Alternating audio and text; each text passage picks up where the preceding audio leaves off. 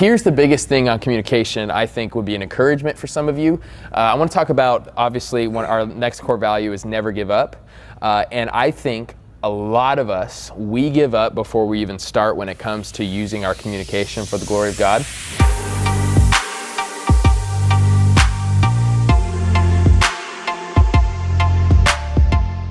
Galatians 6:9 says, "So let's not get tired of doing what is good. At just the right time, we will reap a harvest of blessing if we don't give up." I love that encouragement. At just the right time. Right when you want to give up is when God uses that for His glory. So first thing here, and I know we've said it in our leadership workshop as well, but this is a principle that God always uses. We hear the word of the Lord before we ever see the work of the Lord. And I think this also goes with your communication endeavors. I think a lot of us, we have heard from God, like, do this, step out in faith, be a voice in this community, influence those who are around you. And we get super pumped about that, but then we get inside of our heads.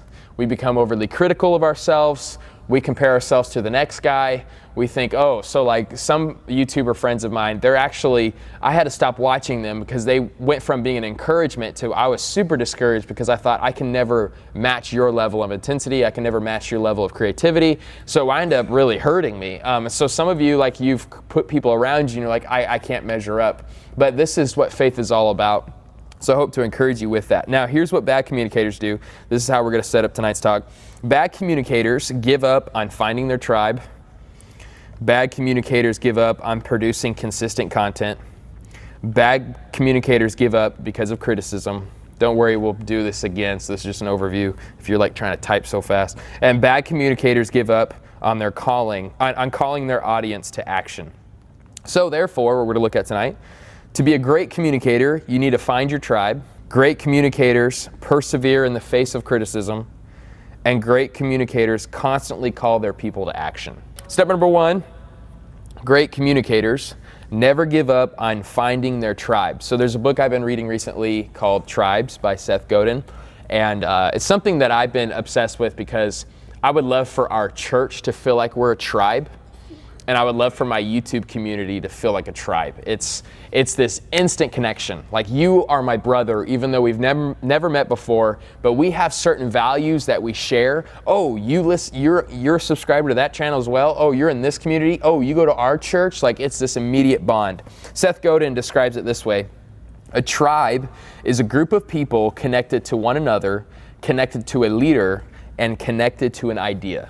So what do you need for a tribe? Group of people, a leader, and an idea that they all agree with. And here's my challenge to you. Every single one of you can be a leader of a tribe. Now the question is, what kind of tribe? That's a lot of exploring. That's a lot of figuring out. But every single one of you, God has wired you to lead a tribe. So my tribe, I like to think, in branding, my tribe are the dreamers and doers.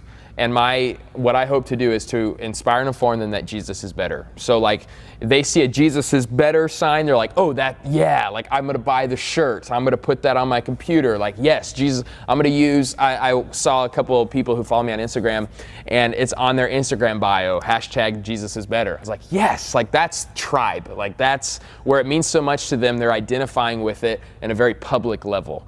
So that's what I think, when you have a tribe, you can really start to make a difference. But you have to have your tribe first. So it's really hard to figure that out. So what are some other types of tribes? Disneyland lovers is a whole tribe, right? Mom of girls is a tribe. Mom of boys is a tribe. I don't know. Are you guys a part of any tribes? Can you think of any tribes you're part of? It's like, yeah, like, that's one of my communities. Pokemon Go is a tribe, right? So all these things were like, oh, like even mechanics, that's kind of an elite, not an elite group, but you Steelers. No, I'm just kidding. No, but it's like, oh, cool. You immediately make a connection if you meet another mechanic. You can have other conversations that you wouldn't be able to have with other people. Rock climbing is a big tribe. Yeah, and we're trying to join the tribe. So the question is, how do you find your tribe? Question is, what are you passionate about? What are some things very unique to you that you would just love to talk about? And how can you bring value to those who are also passionate about that topic? So again, it goes back to last week's talk. where, okay, how can you bring value to your topic by being informational, telling people, hey, I love traveling too, here's the best way to travel cheap, or do you love caring for people? Like, how do you use that to impact your tribe? Mom of all girls, you are somebody who's in the thick of it, love to share your vulnerabilities, talk about, hey, mamas, it's really hard, but I had this mess up today, this great thing happened. This is how you connect with people. I love Seth Godin in that same book. He said, the secret of leadership is simple. Do what you believe in, paint a picture of the future, go there, and people follow. This is what's hard though. What is your tribe? That's what you have to figure out. And maybe we can talk about it in Q&A, like different ideas thrown back and forth of what your tribe could be. But I don't think you can find it immediately. But most of us don't spend enough time thinking about it. We just think it'll just happen. It doesn't just happen. You have to concentrate. Who's my tribe and how do I reach them? Even for our church, like the type of people we're wanting to reach, we've had to figure that out. And now we got to go after those types of people. Here's the encouragement though, because this is what I fall into. If you try to reach everyone, you wind up reaching no one. I really just want everybody to love my channel, right? Because at the end of the day, what's my message? Jesus is better. I think everybody should know that. Everybody should hear that. Everybody should be inspired by that. But the reality is there are people out there where that's the last thing they want to watch, right? And there's no convincing them. But so for me, I've kind of fallen into the trap sometimes where it's, but I want this guy to watch my channel, so I'm going to actually water down some of what I was going to say so that I can attract them in. But the problem is now I look just like the rest of the world. What is attractive about that? I have a certain message, I need to stick to it. You know what I'm saying? Like that's a huge temptation. Seth Godin again. He said, great leaders don't water down the message in order to make the tribe a bit bigger. You actually do more damage to your tribe when you try to open the niche and is it niche or niche? Can we just fix that? Niche? Anybody niche? It's niche? I blame Boy Meets World because but the reality is you reach more people if you go after those who are for what you believe in than if you try to convince the naysayers. If you waste your time trying to convince all the naysayers, you're not even going to reach those who want to hear you. That's a hard lesson that I've learned these last 2 years. So here is what kind of homework for you. Define your avatar. So to find your tribe, you have to define who is the viewer that just you get so pumped if they're the ones that go read your blog every day.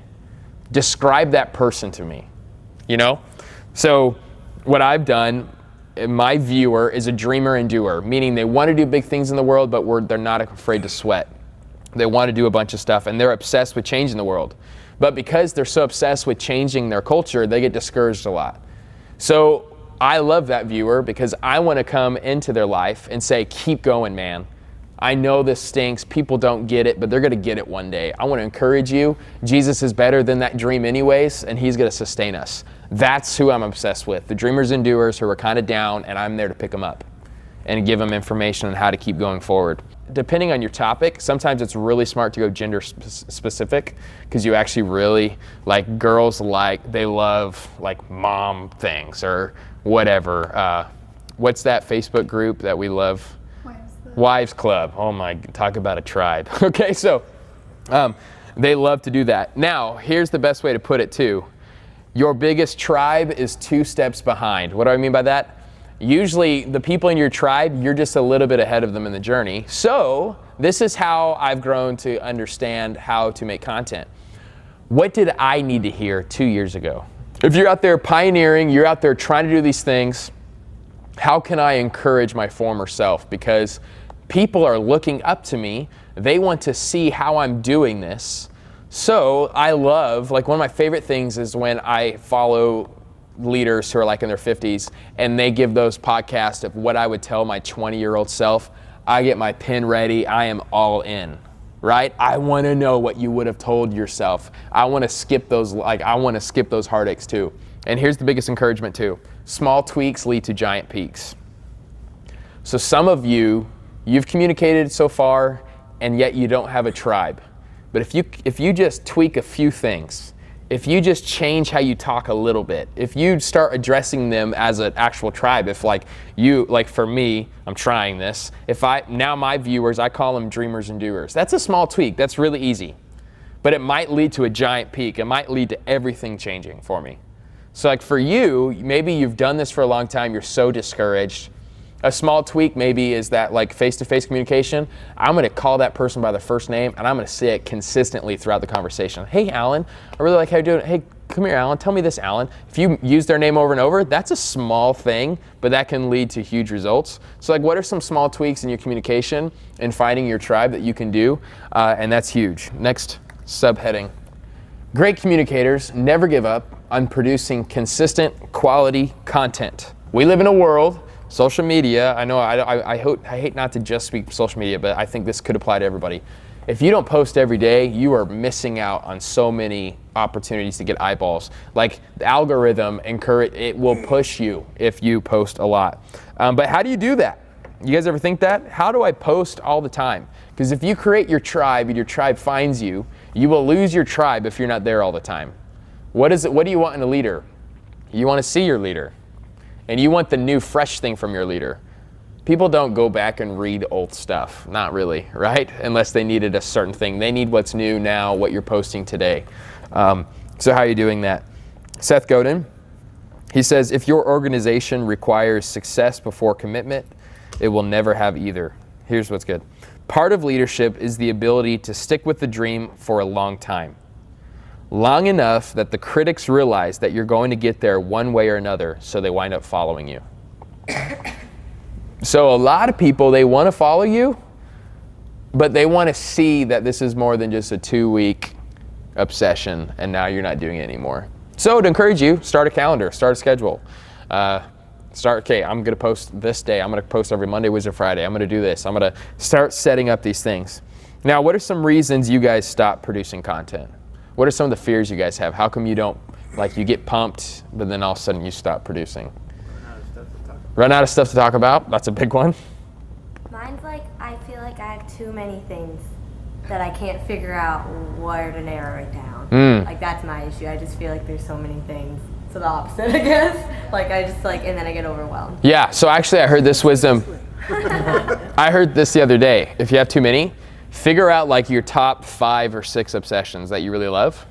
And for like a period of 6 months, talk about all of them. And then go to analytics and see what really resonated with people. So maybe they only like 2 of those topics the most. Now go ham on those 2. And that's how you make it big. So, hey, you kind of show an eclectic everything. And then you start to realize, oh, this works. This is what people really love. I struggle with that too. I try to incorporate everything into my stuff. But that's kind of also kind of what makes you unique. You know, it's like everybody's doing leadership. But if you're doing leadership with this and that, then you offer something that the other leadership guy doesn't offer. So like having all sorts of unique stuff really does help a lot. So here's one for me of why I stopped producing content. The inconsistency of our output points to the insufficiency of our outlook. So often I forget why I'm producing content. I get caught up in the game. I get discouraged because why I worked harder on this video, but this video didn't get as many views as last video. And we start to forget why we ever made this in the first place. If your purpose of doing content, communicating is for people to love you and to get famous, then you will always be depressed, right? A little bit about what we talked about this Sunday morning, right?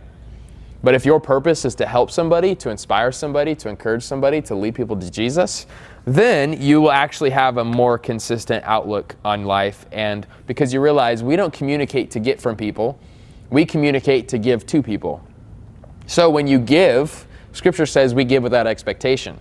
So when we give without expectation, then you can never upset me because I never expected anything from you in return anyways. So when you give me something in return, oh, thank you. That's awesome. But if you're giving and you get mad how they received it, then you're doing it for the wrong reason and maybe you need a break. Here's another thing though, I think actually Alan would help you. Batching is your best friend. So for me, I go on these random tangents where I feel super productive, right? It's like, did I just take a pill of something? Like I'm on this game, you know, like I am focused. What's hard for my kind of content is that I vlog, so it's really just like my daily life, so that's hard to batch that. But what I mean, let's say you do informational, let's say you make blogs, you can just write 4 blogs in one day, but don't post them that day, just schedule them, okay? Now I have blog posts for the next 4 weeks. So find a day where if you're inspired, throw everything aside and write or speak into a podcast, like use that motivation to your advantage. So for me, there's days where I just like sermon prep is easy. So I'm like, boom, done. I'm gonna do this now. I'm gonna work on next week's sermon. Like I'm not going to just allow this to stop. Just because I'm done with today's stuff doesn't mean I'm done. Wow, I'm loving this, so I'm gonna go work on something next week because I know maybe next week I'm not gonna wanna do this.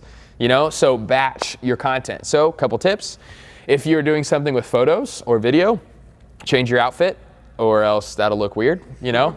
Unless you're like Mark Zuckerberg and you only have one outfit, which I've really thought about that, babe. I think that'd be really cool. If I just wear my merch every day, I think it'd be easy and it's a good way to sell. Okay, so, but that's something that is really smart. So change your outfit. And what I actually find, it makes me more productive even the next day because I know when I wake up, oh man, I already got the next 3 weeks taken care of. Like I can conquer the world. I'm gonna do it again. So I am way more productive when I have things in the queue. Here's the next thing. Great communicators never give up in the face of constant criticism. What stinks is I always want to give examples of criticism, but that's probably not a smart thing to do when you're in ministry because we all know everybody. So if I hey, this person talk trash about me, then it's like gossip. But so I'll just use my mom for example. Yesterday, my mom spoke at something. I'm trying not to get too detailed here. And she got a naysayer. And that's what happens. If you're ever saying something that could potentially change your life, you're also saying something to someone that could potentially really annoy them. So if you have something worthy to say, some people will love it and other people will hate it. Okay? That's a part of the game. Whenever, like for us, preaching the gospel, some people will not be happy with you. You'll have criticism. And I hate, most people do not share the gospel because they're afraid of rejection, right? We have to get over criticism. And my wife knows I am preaching to myself when it comes to this. This has been the hardest thing for me to grow in because I just have a type 7 Enneagram personality of I just want everyone to be happy and everyone to love me. Is that too much to ask for? Indeed it is, okay? And here is my saying for the day. Friction is a sign of good diction. If you can Google diction, it means to communicate, to speak. Friction is a sign of good diction. Meaning, if somebody criticizes you, it actually probably means you're headed in the right direction. It means, wow, you're actually producing some good content that'll really make a difference in people's life. Hurtful criticism is the cost of helpful communication. People will hurt you when you help others all the time. Because if you only talk about what people agree on, why would they ever want to listen to you? Guys, check out this channel. I found out today the sky is blue. Okay, you know? So a lot of people, it's not that plain, but we're like, man, nobody watches me. You're saying stuff you're not ruffling any feathers at all. You're not challenging us. You're not confronting anything. It's so bland. Like maybe I just like watching because you like laughing, but like outside of that, there's no substance. So the reality is you actually have to say things that actually rub people the wrong way.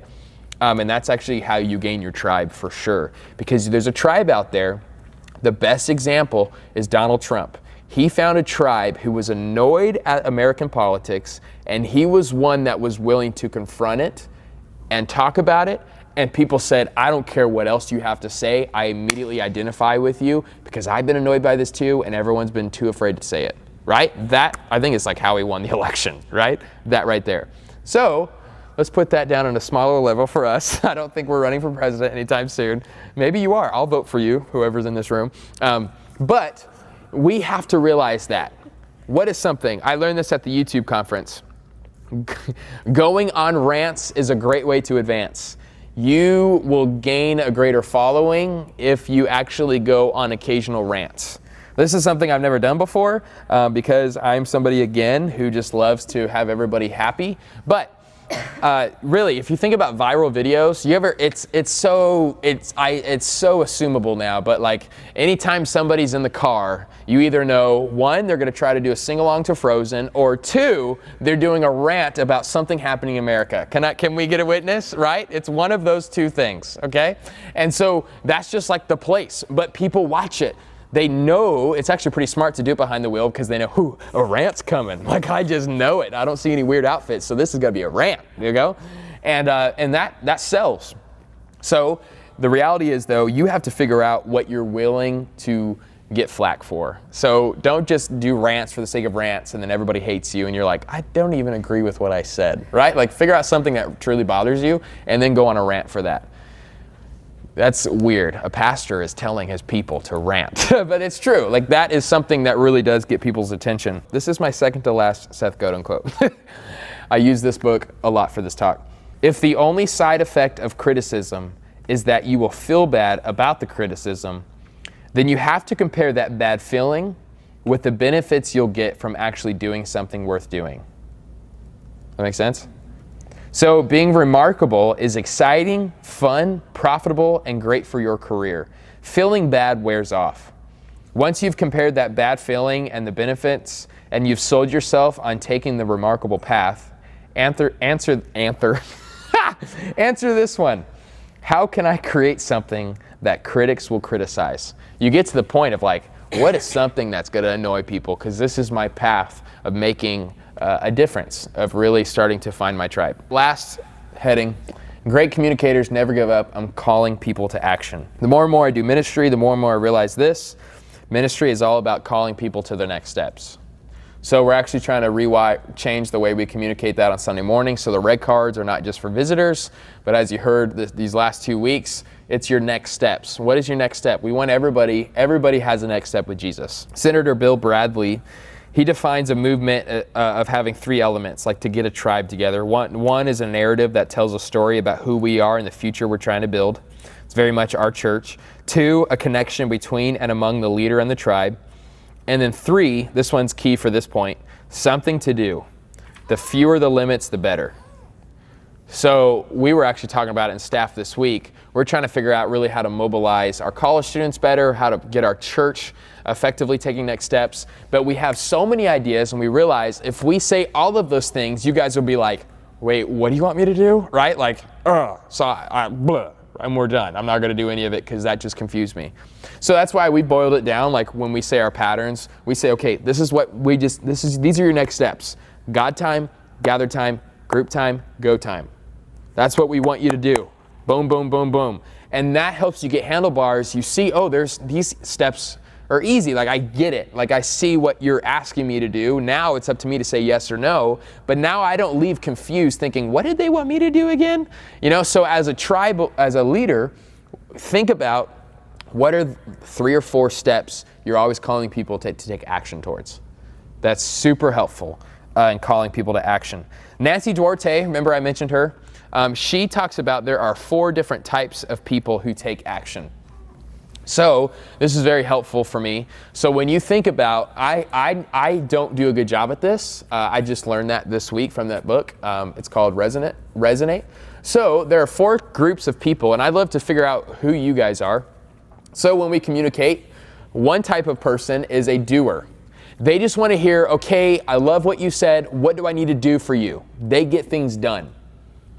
These are the people like in church plants, they shine because it's like, okay, do I just need to stack chairs for you? Do I need to fill up the trailer? Like, I just need to do to feel good for the day. I would say I'm very much wired as a doer because I love the dreamers and doers. But I'm very much wired where it's like, at the end of the day, I don't feel accomplished unless I feel like I did something. I didn't just theorize, I accomplished something. The second group of people you have to really think about when you're talking to people in communication is the suppliers. So the suppliers, they get resources for your idea.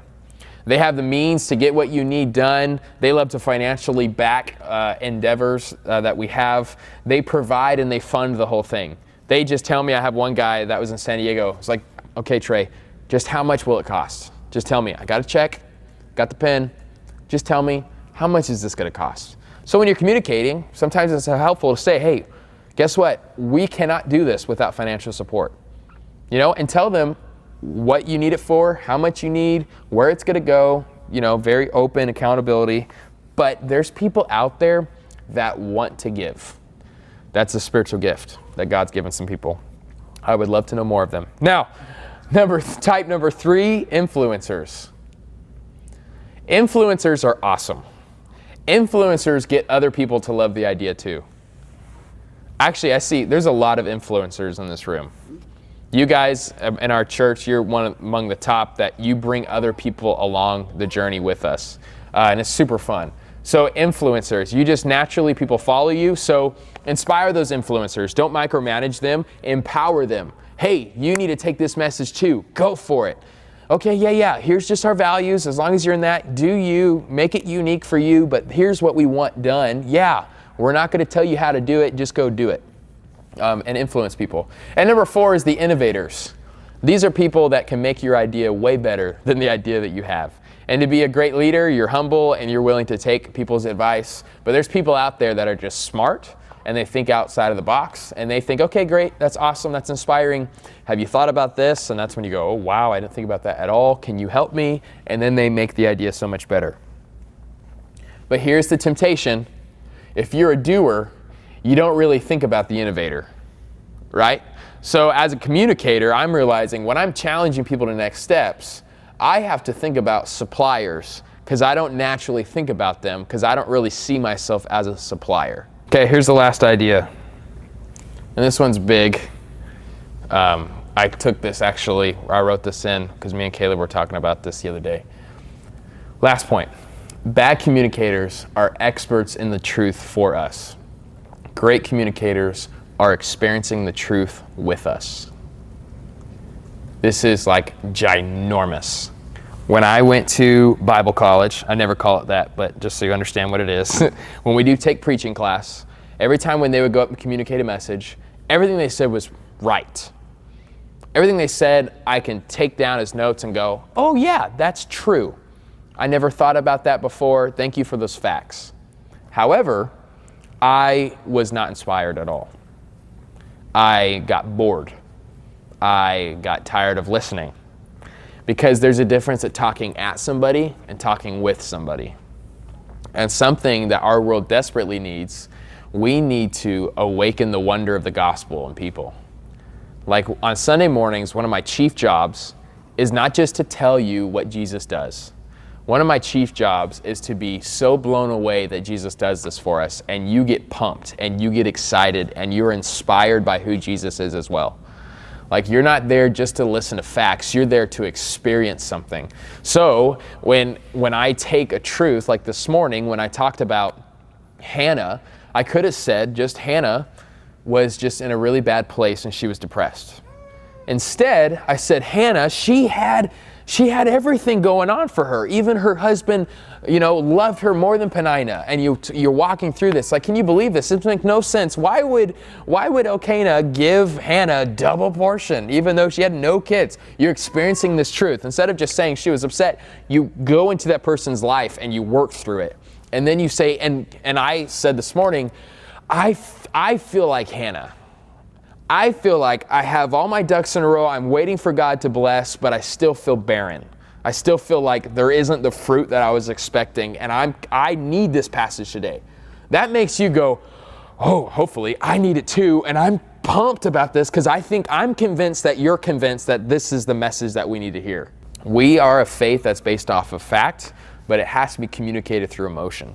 Like the God created all those things. He created logic and emotion.